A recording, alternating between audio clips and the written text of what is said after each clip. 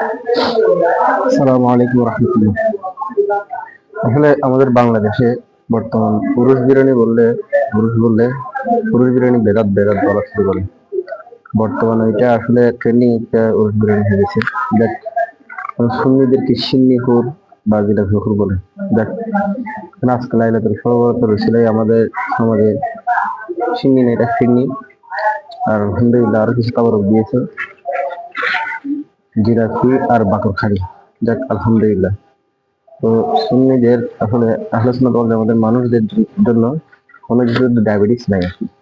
আর অন্যান্য যারা বেদাত শিরিক বলে বা কবর নাই এসব মেরাজ নাই এসব বলে, তাদের জন্য পুরো সব ডায়াবেটিসের বিষয়।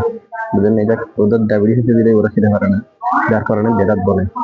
আমরা আহলে সুন্নাত ওয়াল জামাতের মানুষ, যার কারণে আমরা আলহামদুলিল্লাহ বলি, সবাই বলি আলহামদুলিল্লাহ।